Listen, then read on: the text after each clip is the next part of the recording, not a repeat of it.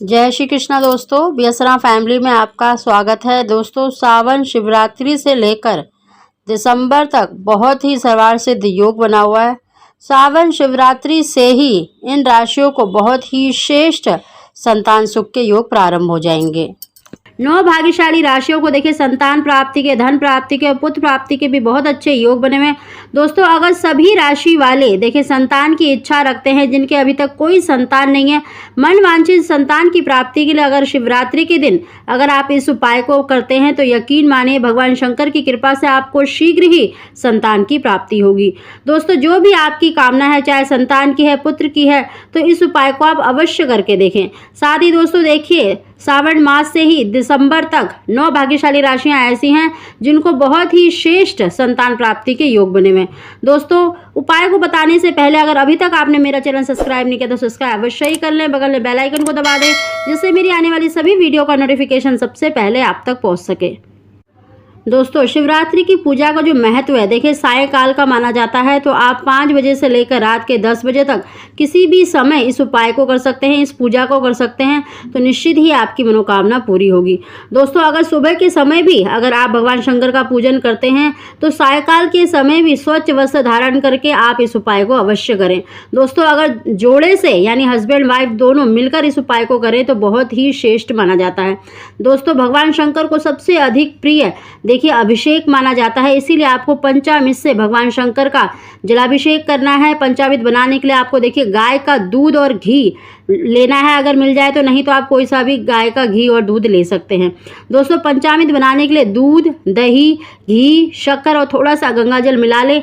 और साथ ही दोस्तों, जिन बहनों के अभी तक कोई संतान नहीं है तो वो बांस के पत्ते या फिर हरी दुर्वा का थोड़ा सा रस निकाल कर भी पंचामृत में मिला सकती है। दोस्तों, साथ ही आपको देखिए 108 बेल पत्र लेने हैं। अगर आप 108 नहीं ले सकते तो जो स्त्री है, जो मनवांछित संतान की कामना रखती हैं, तो वो अपनी उम्र के हिसाब से भी बेलपत्र चढ़ा सकती हैं। दोस्तों, या तो आप अपनी उम्र के हिसाब से ले लें या फिर आप 108 की संख्या में बेलपत्र ले लें। उनको धोकर उनको सफ़ेद चंदन से आपको या तो ओम नमः शिवाय लिखना है या फिर आप श्री राम लिख सकते हैं। साथ ही दोस्तों, संतान प्राप्ति के लिए आप देखिए 3 या 5 अगर आपके पास गोमती चक्र है तो वो भी चढ़ा सकते हैं। अगर आप गर्भ गौरी रुद्राक्ष या फिर कोई भी रुद्राक्ष अगर चढ़ाकर धारण कर लेती है स्त्री तो शीघ्र ही उसको मनवांछित संतान की प्राप्ति होती है। नहीं तो दोस्तों, अगर आप जैसे रुद्राक्ष नहीं चढ़ा सकते तो आप केवल गोमती चक्र भी चढ़ा सकते हैं। दोस्तों, इन सभी सामग्री को लेकर आपको संध्या के समय शिव मंदिर में जाना है और जोड़े से अगर पूजा करें तो बहुत ही श्रेष्ठ माना जाता है। नहीं तो आप अकेले भी इस पूजा को कर सकते हैं। दोस्तों, जो आपने पंचामृत बनाया है, देखिए आपको 1 लोटा नहीं बनाना है, आपको अधिक मात्रा में बनाना है। आप 1 किलो से लेकर 7 किलो तक पंचामृत बना सकते हैं, या आप किसी भी बाल्टी में तैयार कर सकते हैं। और बिल्कुल पतली सी धार करते हुए आपको शिवलिंग पर ओम नमः शिवाय कहते हुए जलाभिषेक करना है। इस तरह से अभिषेक करने के बाद आप शुद्ध जल से अभिषेक करें और उसके बाद देखिए चंदन से तिलक करें, अक्षत लगाएं, कलावे से शिव पार्वती का गठबंधन करें। साथ ही दोस्तों, आप जो बेल पत्र ले गए हैं उनको एक बेल पत्र ओम नमः शिवाय कहते हुए शिवलिंग पर अवश्य अर्पित करें। इस प्रकार सारे बेलपत्र आपको अर्पित करने हैं। दोस्तों, आखिरी का जो बेलपत्र है उसको आपको अपने दोनों हाथों में रखना है और साथ ही थोड़े से अक्षत लेने हैं और 1 रुपये का सिक्का या जो 10 का सिक्का है तो 10 का सिक्का रख सकते हैं। उसको देखिए अपने सीधे हाथ में रखकर अपनी मनोकामना बोलकर, चाहे संतान की इच्छा रखते हैं या पुत्र की कामना रखते हैं, जो भी आपकी मनोकामना है वो बोलकर आपको शिवलिंग पर चढ़ा देना है। दोस्तों, और अगर आप गोमती चक्र ले गए हैं तो वो भी चढ़ा दें, अगर आप रुद्राक्ष ले गए हैं तो वो भी चढ़ा दें। दोस्तों, इस तरह से पूजन करें, अपनी मनोकामना बोले भगवान शंकर से और शिव पार्वती का पूजन करें। दोस्तों, उनकी आरती आप अगर कपूर से करें तो बहुत ही श्रेष्ठ, नहीं तो आप किसी भी धूप दीप जलाकर भगवान शंकर की आरती कर सकते हैं। तो पूजा करने के बाद आपको दोस्तों 1 बेलपत्र शिवलिंग से उठा लेना है, चाहे वो आपका चढ़ा हुआ या किसी दूसरे का चढ़ा हुआ भी है।